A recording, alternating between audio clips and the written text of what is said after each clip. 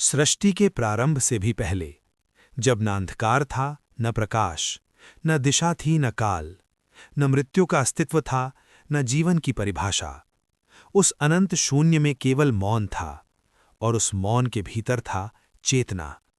उस चेतना को ना कोई नाम दिया जा सकता था, ना कोई रूप।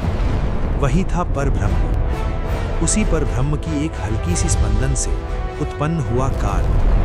काल जो सबको बांधता है, देवताओं को भी, दानवों को भी, यहाँ तक कि स्वयं सृष्टि को भी। लेकिन काल भी किसी के अधीन था। वो था महादेव, काल का अभिमान। समय बीतता गया, सृष्टि रची गई। ब्रह्मा ने निर्माण किया, विष्णु ने पालन किया, और शिव मौन रहे।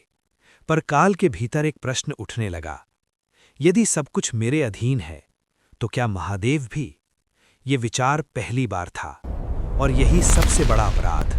काल ने निर्णय लिया, वो स्वयं ये सत्य जानना चाहता है। उसने सृष्टि के तीनों लोकों में भ्रमण किया। देवता, ऋषि, गंधर्व सब काल से भयभीत थे, पर किसी ने ये नहीं बताया कि महादेव काल से परे क्यों है।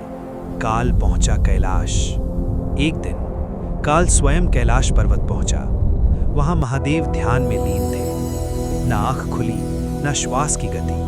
काल बोला, हे शिव, तुम कहते हो कि तुम अनंत हो, पर जो अनंत है वो समय में बंधा होता है, और समय मैं हूं। पूरा कैलाश मौन हो गया। नंदी तक स्थिर हो गया। महादेव ने आंखें नहीं खोली। काल हंसा। डर गए या स्वीकार करते हो कि तुम भी मेरे अधीन हो? महादेव का मौन। काल को लगा उसने जीत ली है, पर तभी कैलाश कांप उठा। हवा रुक गई, आकाश झुक गया। महादेव की तीसरी आंख से एक सूक्ष्म प्रकाश निकला, पर वो अग्नि नहीं थी, वो ज्ञान था। महादेव बोले, काल, तू चलता है क्योंकि मैं स्थिर हूं, तू बदलता है क्योंकि मैं अचल हूं। काल भ्रमित हो गया। ये क्या अर्थ हुआ? महादेव बोले, तू मृत्यु लाता है, पर मैं मृत्यु का साक्षी हूं। तू क्षण है, मैं शून्य हूं। काल का क्रोध। काल को यह स्वीकार नहीं था। उसने अपना विकराल रूप धारण किया। भूत, भविष्य और वर्तमान एक साथ टूट पड़े। सृष्टि का संतुलन डगमगाने लगा। देवता भयभीत होकर महादेव की शरण आए, लेकिन महादेव ने कोई शस्त्र नहीं उठाया। उन्होंने केवल कहा, जो स्वयं को सर्वशक्तिमान मानता है, वही सबसे पहले गिरता है। काल का अंत नहीं, बोध। महादेव ने अपनी जटाओं से एक बूंद गंगाजल गिराया। वो बूंद काल के हृदय पर पड़ी, और उसी क्षण काल रुक गया।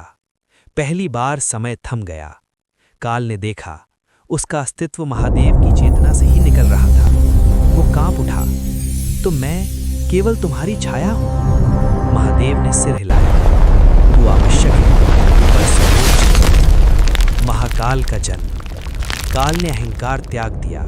वो झुक गया। महादेव ने उसे उठाया और कहा, आज से तू विनाश नहीं, न्याय का साधन होगा। और उसी क्षण काल रूपांतरित हुआ। वो बना महाकाल, जो उज्जैन में विराजमान हुए, जहां समय भी घड़ी नहीं, महादेव की इच्छा से चलता है। अंतिम संदेश। इस कथा का रहस्य ये है, जो स्वयं को सबसे बड़ा मानता है, वो सीमित हो जाता है, और जो मौन को समझ लेता है, वही अनंत हो जाता है। महादेव न लड़ते हैं, न सिद्ध करते हैं, वे केवल होते हैं, और वही पर्याप्त है। अगर आपको ये कथा पसंद आई तो हमारे चैनल को सब्सक्राइब करें। अगली कथा में एक और रहस्य